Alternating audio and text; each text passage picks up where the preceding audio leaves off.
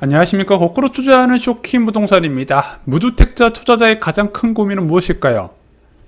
이 집 사도 될까죠? 자, 오늘 한번 총정리하는 시간을 갖도록 해보겠습니다. 속 시원한 답변이 될 겁니다. 영상 시청 전에 구독과 알람 설정으로 다른 인생을 만드시기 바랍니다.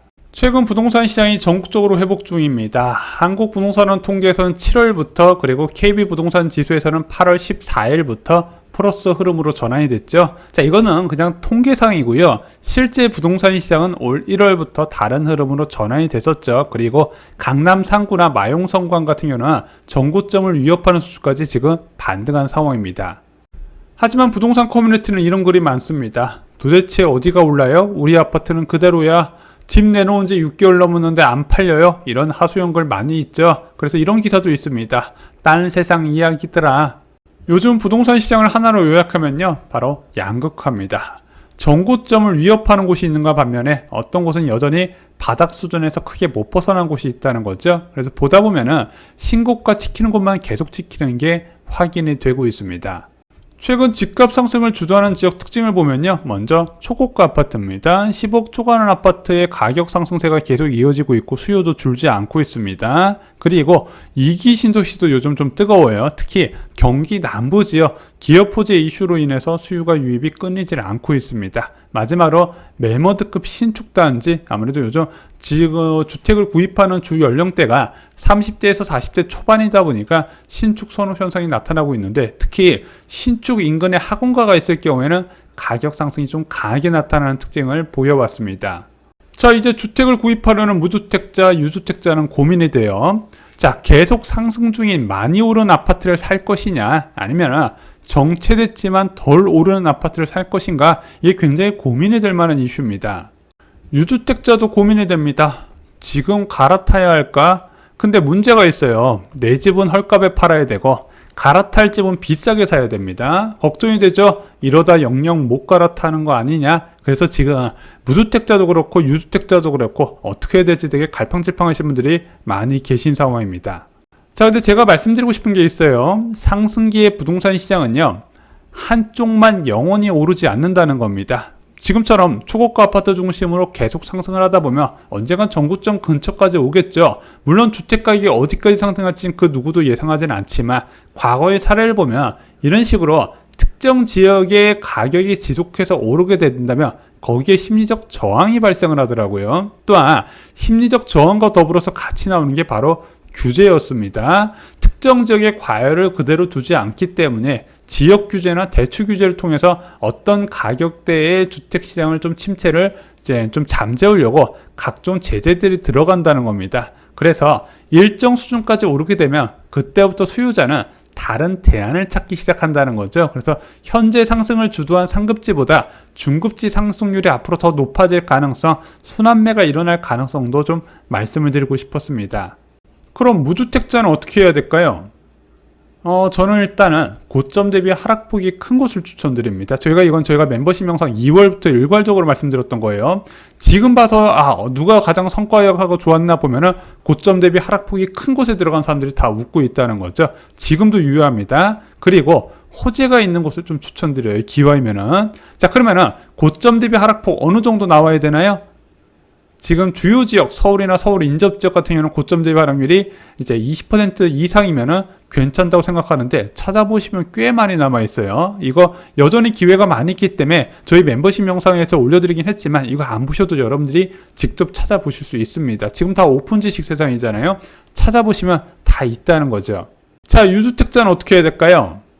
고민이 되죠. 똘똘한 채로 갈 것이냐, 2주택자로 갈 것이냐. 근데 초고가 한 채로 넘어가는 건 이미 늦었다 말씀드려요. 왜냐면은 이제 뭐 초고가 주택은 고점 대비 마이너스 10%에서 마이너스 5% 수준에서 지금 왔다 갔다 하고 있거든요. 근데 내가 갖고 있는 집은 뭐 마이너스 20에서 25% 싸게 팔면은 갈아타는 의미가 없어요. 그래서 원래 하락기에 갈아타는 건 진짜 과감해야 되거든요. 내 집 진짜 싸게 던져버리고 동시계약으로 상급지 금매를 잡아야 돼요. 이런 식으로 갈아타야 되는데, 이게 솔직히 지금 한 4월, 5월 이후에는 제가 똘똘한 채 전략을 저희가 멤버십에서도 추천을 안 드리고 차라리 2주택 전략을 더 권해드리고 있고, 이것은 현재도 더 유효하다고 말씀을 드립니다. 자, 그럼 1주택자가 추가로 매수하는 주택은 어떤 걸 봐야 되나요?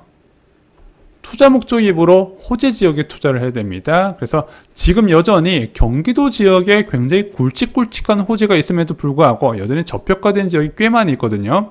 자, 이게 유동성이 풍부할 때하고 지금처럼 유동성이 많이 줄어든 상황에서 호재 지역의 결과는 다른데, 유동성이라는 거는 지금처럼 부족했다가 다시 언젠가 늘어나는 환경이 조성되거든요. 그런 걸 보면서 미리 선점해서 들어가는 겁니다. 그래서 저평가된 호재 지역이 많고 이쪽 지역 중심으로 잡아보시는 것을 추천드려요. 자, 왜 호재 지역을 추천드리냐? 언젠간 금리는 낮아지게 되고 여러분들이 생각하는 것보다 많이 낮아지게 될 겁니다. 자, 그러면은 그때서야 뒤늦게 예금이나 채권에 있던 자금들이 부동산 시장으로 들어오는데, 그때 부동산 시장의 자금이 아무 아파트나 사는 게 아니라 이렇게 호재 지역 중심으로 먼저 사게 돼 있다는 겁니다. 그래서 선점이 중요한 거예요. 아니, 2주택자면 세금 많이 내지 않나요? 지금 문재인 정부 때 부동산 규제를 생각하시는 분들이 많이 계시는데, 지금 여러분들이 새로 취득하는 주택이 비규제 지역이면요, 취득 단계나 보유 단계, 처분 단계 세부담이 크게 감소합니다. 저희가 지난 주말에 집 한 채 있는 사람이 두 채가 된다면 영상에서 대출이나 세금 관련된 내용 다 말씀을 드렸어요. 이거 내용 참고하시면 도움이 될 것 같은데 큰 문제는 없습니다. 그리고 이렇게 주택 수를 늘려나가는 거는요, 다 때가 있는 거예요. 제가 여기서 지금 주택가격이 더 올라가잖아요. 한국 부동산 통계에서도 위험 신호가 잡힐 것이고 정부에서 규제가 나와요. 규제가 나오면 제일 먼저 하는 게 유주택자가 집 추가로 사는 걸 막으려고 그런단 말입니다. 그때는 못 사요. 이럴 때 사는 거예요. 그럼 지금 사면 후회하는 집은 어떤 집일까요? 이창용 총재가 이렇게 이야기했거든요. 대한민국은 이미 장기 저성장 구조 들어갔다. 그래서 저출산 고령화 사회 때문에 장기적으로 저성장으로 들어간다. 그럼 저성장으로 들어간다는 저물가, 저금리가 필연적으로 따라오게 돼 있고요. 저금리로 간다면 이미 막대하게 쌓이는 유동성은 위험 자산으로 들어갈 수밖에 없습니다. 그래서 저성장의 장기화는요, 선호도 높은 아파트는 장기 우상향할 거라는 전망과 일치해요. 물론 저출산 문제로 인해서 지방지역이나 아니면 수도권 비선호 지역의 외곽 지역은 좀 침체를 받을 수 있겠지만 선호도 높은 자산은 좀 다르게 움직일 가능성이 있거든요. 그러면은 어떤 집을 사면 후회할까요? 간단합니다. 가장 상승을 늦게 시작한 아파트, 집값 다 오르는데 내 집만 제일 늦게 안 오르고 제일 늦게 오르면 그것만큼 열받는 게 없겠죠. 그러면은 어떤 집이 가장 늦게 상승할 것이냐? 간단합니다. 2021년에 본격적으로 상승한 지역이 있어요. 자, 어딘지 아실 겁니다. 2021년에 반짝 떴던 지역들. 그런 곳에 특징이 있습니다. 여기는요, 공급이 열려 있어요. 만약에 이들 지역까지 수요가 있으면 공급을 계속 분양을 때려 넣을 수 있다는 겁니다. 이것 때문에 올해 이제 상승을 만들기가 어려운 구조예요. 또 하나, 재건축 사업성이 없는 비선호 지역의 구축 아파트가 있습니다.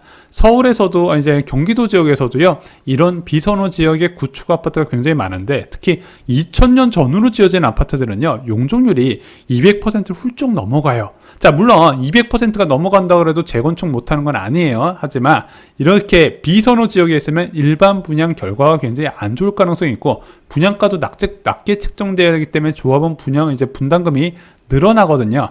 그런 지역은요, 재건축 사업이 이제 추진되기가 굉장히 어려운 구조고 장기적으로 수요가 없는 상태가 이어질 가능성이 있습니다. 이런 곳을 좀 추천을 안 드리고 싶어요. 또한 3기 신도시 변수도 좀 생각할 필요가 있습니다. 지금 문재인 정부에서 64만원, 윤석열 정부도 이미 김포 한강 신도시와 그리고 평택 신도시 지정했죠. 여기에 내년 상반기까지 8만원을 추가로 지정한다고 합니다. 거의 80만원 가까이 신도시가 지정될 거예요. 자, 그렇게 신도시가 언젠간 추진에 대해서 공급이 되면은 워낙 많이 지정했기 때문에 계속해서 공급이 이루어지게 되거든요. 제가 볼 때는 외곽까지 수요가 유입되려면 오랜 시간이 필요할 것이다. 그래서 공급층 요인도 체크하셔서 내 집 마련이든 투자든 접근을 하시는 걸 추천드립니다. 한마디로 싼 집 사지 마시라는 거예요. 자, 막막한 내 집 마련과 투자의 답이 있습니다. 저희 멤버십 영상에서 분양과 갭투자, 재건축 재개발, 그리고 반드시 알아야 되는 투자 상식까지 총정리해드리고 있습니다. 주 3회 영상에서 만나보실 수 있습니다. 이상으로 영상 마치겠습니다. 좋아요, 구독, 공유 꼭 부탁드립니다. 감사합니다.